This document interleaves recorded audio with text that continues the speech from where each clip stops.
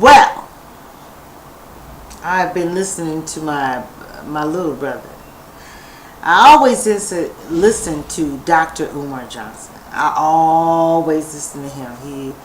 I mean, it's so good to hear the young people. That's how I used to be. I've kind of grown out of things. I believe in mixed marriages and all that kind of stuff now. But he was telling me about the trip he took. And he could tell you too. Just go to YouTube, Dr. Umar Johnson. And I believe it's sometime in, one second, I can tell you. March 13th.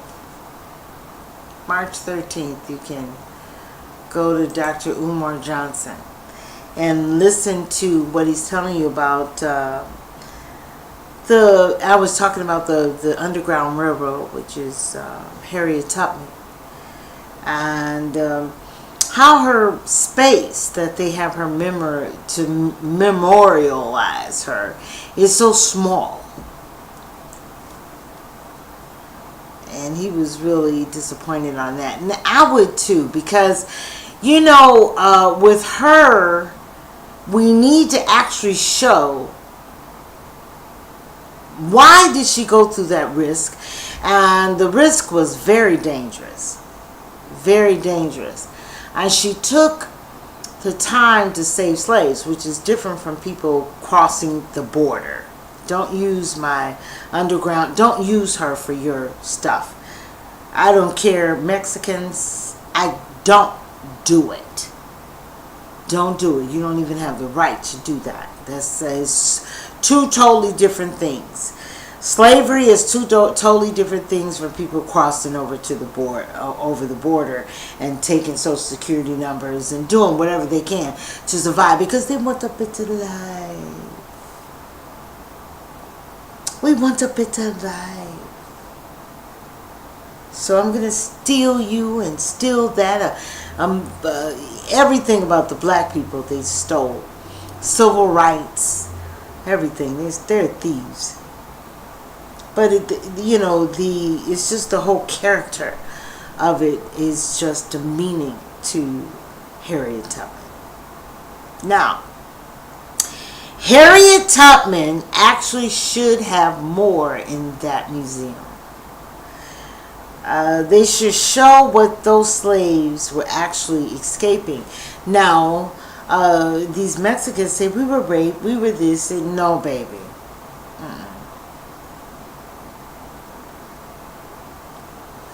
We were already separated from our families. The families that we produced here were a second family, because we were taken away from our families. And then we were raped, burned, everything. For a long time. For a long, long, long, long, long, long time. And Harriet Tubman helped to escape that. So they should have the reason why she had it, the Underground Railroad. Then the Underground Railroad itself would take up a much more time than 30 minutes to go through. But you know what? Ain't nobody gonna ever, what they did to black Americans or Africa niggas, whatever you want to be called, Negroes, whatever you want to be called. We have a lineage that is supposed to be hidden, actually, because it is disgusting. If they actually told all the truth, it would be disgusting.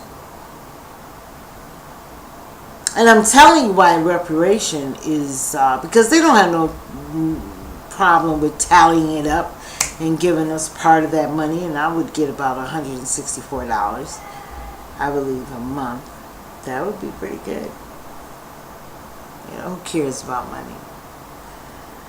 Money don't mean nothing for what you did to my ancestors. You can't replace that with finances. But they would also have to pay Africa, which I don't think Africa deserves a dime.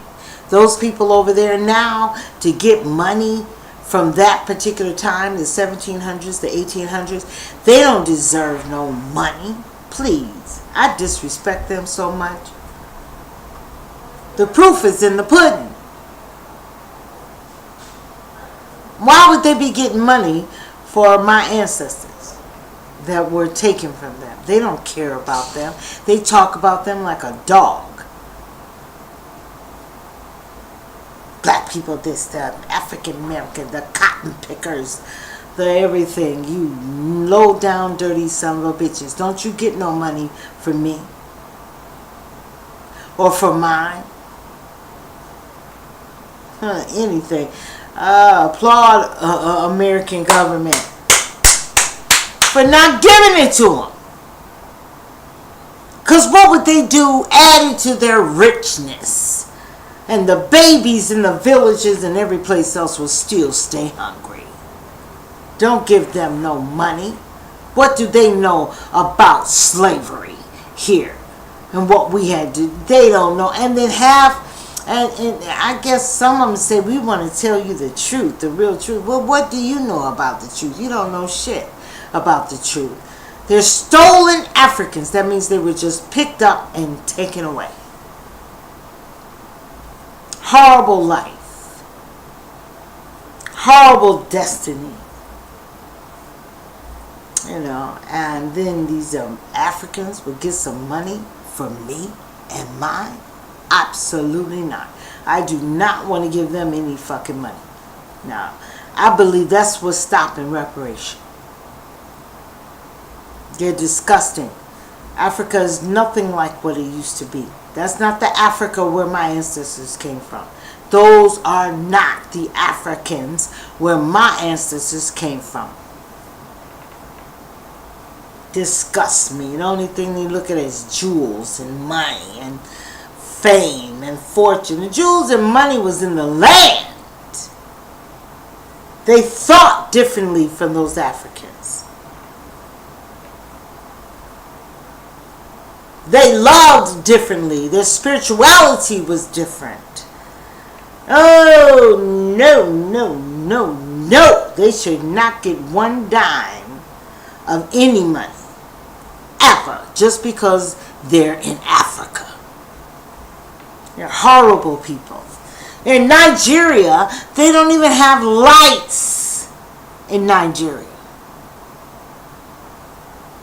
They use generators. Now they got a government and they got black people that can help change that. Do you think they? No, they're looking for another place to get money. They're squeezing money out of it. Oh, beating their wives. Beating their wives. Treating them like dogs. Peasants. And the people in the village. If they act a little different or talk a little, take them in their house, have them working in their houses, you know, like slaves. They're worse than any master you ever want to see. Those are some bad people. And they're Africans. Do I want them, American government, to give them some money for the stolen Africans that did whatever they could to keep from being slaves? Hell no. Keep the reparation. We got to give them some money. Don't give them no money.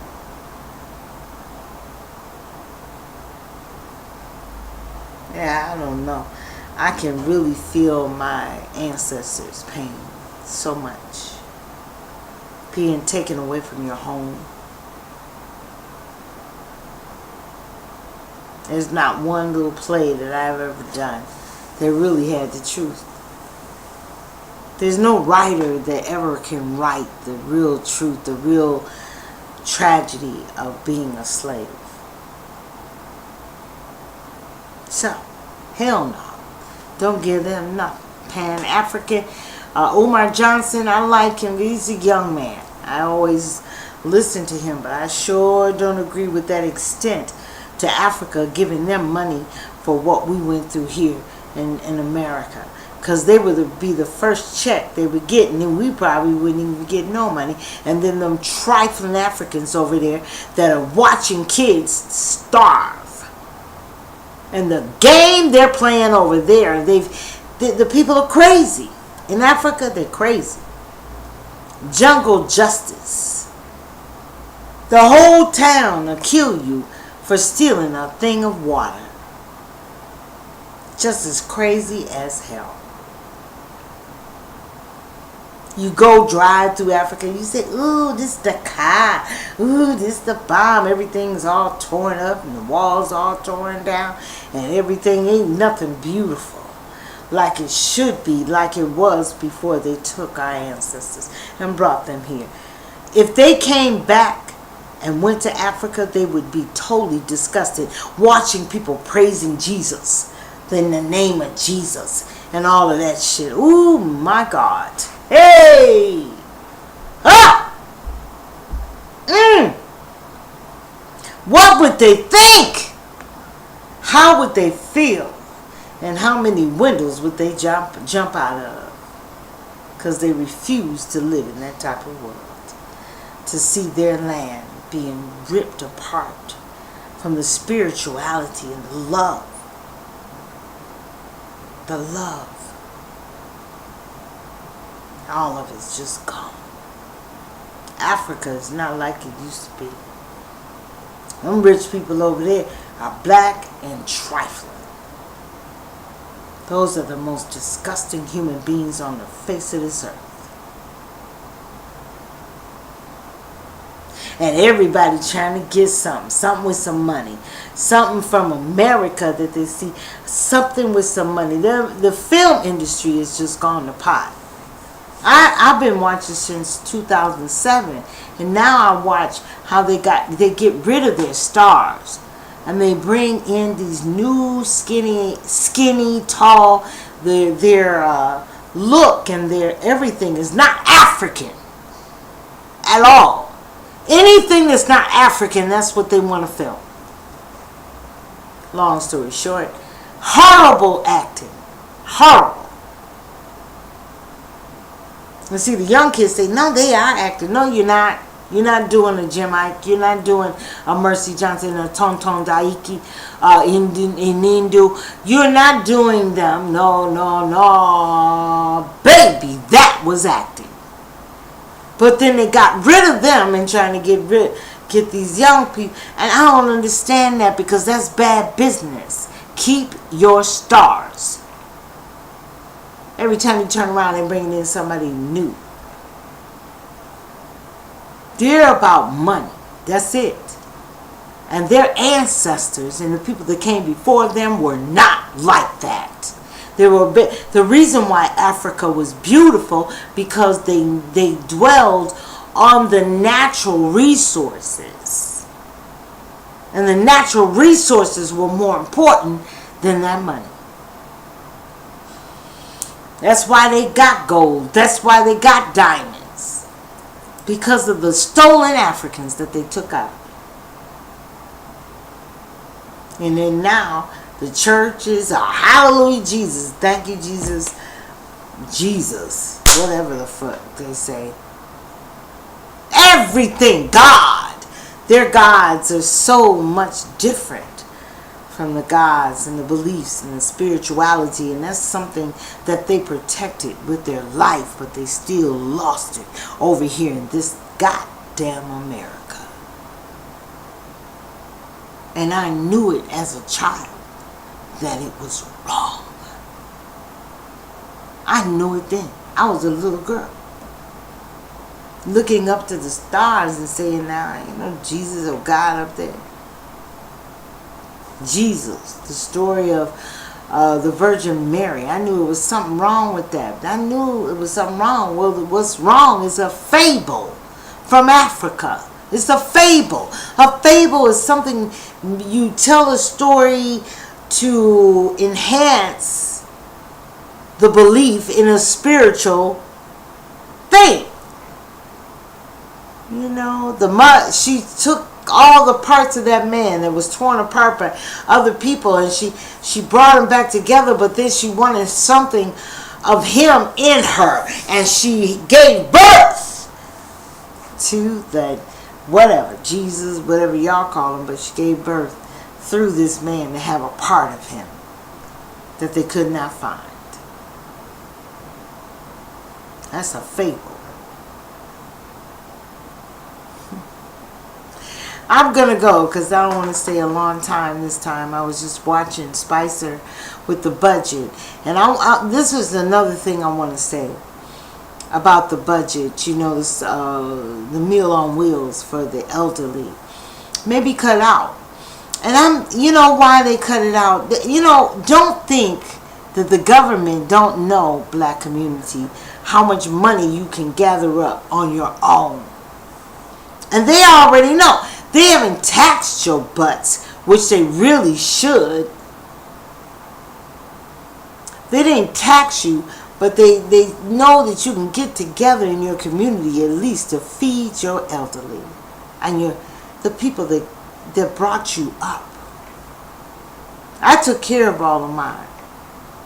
Now, y'all might think I'm a little crazy and this, that, and the other, but I took care of my grandfather and I took care of my grandmother when I was very young, in college. I took care of my granddad until he was gone. He was Papa. He was my favorite person in the whole wide world. He had cancer and I had to do hospice. I took care of mine. I was very funny about my elders. And them eating, it wouldn't be no problem because I would starve for them to eat. But it would be nice to have the young people in the high schools and this, that, and the other to fix the meals up and take them to the elderly. And not only that, you need to take some of that money that y'all giving to these preachers to put into their house and their clothes. I'm telling you, I wish that the government would give me that job, because I would take every cent and give it and put it back into the community the way it should be. They're not doing anything wrong. Don't think that the government is taking something from you. They're just giving you room to do something for your damn self. They know you can do it. There's more work than that. The National Endowment of the Arts, please. Right there in Milwaukee. I don't know, they can lie about me if they want to, but we used to gather up and go to the secondhand stores to get our props and all that stuff with Hansberry Sands Theater in Milwaukee, Wisconsin. They're just tripping out. There is nothing that you cannot do with those damn churches and all that money you collect in millions of dollars every Sunday. If your preacher has got a house with an elevator in it, what can you not feed the elderly? If you really, really care. And so that you won't say the white man this and the white man that and the white man do this and the white man hate me. Hell yeah, he hate your ass. He brought your ass from Africa and tore you from your family, everything about you, stripped you from every fucking thing. Yeah, he hates you. Am I cursing? Okay, I don't want to curse. Taking everything from your ass. But damn, that's not your power. Your power is within you and what you can do for yourself. Don't you get it? You know, the Black Caucus and NAACP always up into the government face so they can see the smile on the cameras. NAACP and the Black Caucus. You know, and they're not never did nothing for me. Did they ever do something for you? I'm black. Where the hell did they come from? The hell are they trying to fight? Reparation? You know, you want to give them Africans some money? They don't give a shit about your ass?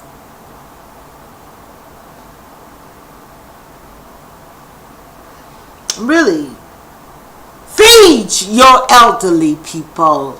Get off of that crack.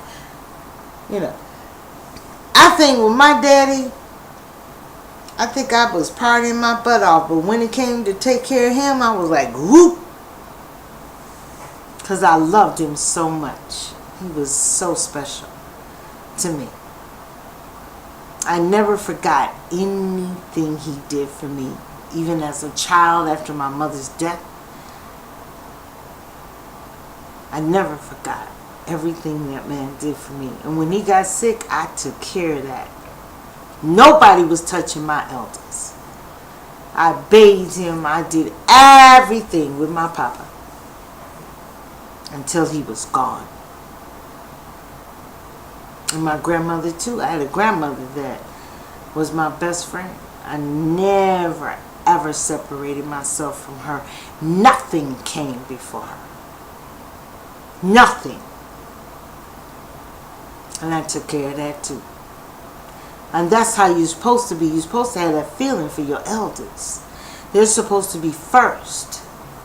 Feed your elders. And don't depend on no meal on wheels. You should look at that and say, oh, on TV, if it's being cut in that program, the Endowment of the Arts. Who gives a damn about Endowment of the Arts? Let me tell you something about the Endowment of the damn Arts. It was one time when I didn't have a place to live. This is way before I really became homeless. Trying to be an artist, girl. And I didn't have no friends. I didn't have nobody that believed in me. All my family was supposed to be backing me with my kid, but they were back there talking about me and everything else. That's okay. It was a struggle that I went through. And you know, I took my box. A friend of mine, Mr. Taps, he did tap dance. He was the baddest in Chicago, New York, wherever you went. Mr. Taps was the bomb. So I asked Mr. Taps, what can I do to make some money like you do? He made about $1,000 a day or something like that. And he said, you can sing. Take that box, think of a gimmick where people always know who you are from what you're doing. Learn it real good. And then throw this box. He gave me out there. He did. And I did it. And my pick was Frank Sinatra. Believe it or not. A black girl that know Frank Sinatra to T to tot. New York, stop running the news. Da, da, da, da, da, I'm running day. I mean, I didn't have no music, no nothing. Nothing but that little stanky ass box. I didn't have no money. And I didn't have nowhere to live. Okay? So I threw that box out there. And people were throwing quarters and 75 cents. I would have a lot of change maybe to get some coffee and a little bit of bite to eat. So I said I got to work a little harder. So I went and learned all of Frank Sinatra's main songs. New York, Chicago, Chicago. Da, da, da, da, da, da, da. I did. I learned it and I put it in my head what he was trying to say. It was Frank Sinatra. I chose him to be my mentor. I chose him to eat. To eat. I did. So after a while, as I learned, I started getting more money on Michigan Avenue in Chicago. I was right there on Michigan Avenue. I was singing all day long, 4 and 5 hours. Singing. I didn't have no mic, right? So once I raised a little money, I went to the second-hand store on the north side and got me a mic. Oh, and you could hear in a little amp. It was a mic and a little amp. I don't know how much it cost me, but that got me started. Because you could hear me up and down the street. And so I kept saying, Chicago, Chicago, you're turning down, it's Chicago, Chicago. I go loading around. I was just, trying to sing so I could eat. Y'all, endowment of the arts. So just so I can eat. So then I moved up into the Gold Coast off of Michigan Avenue. It's a little park over there. I went over there and I sang in that park every day, and for some reason my money started to double itself. Moved me to $200 and $300 a day. Still didn't have no place to stay. I'd get a little hotel room or something like that and have my little equipment. I got me a backpack to put that equipment in and carry that equipment around and set up. That's what they call it. Set up.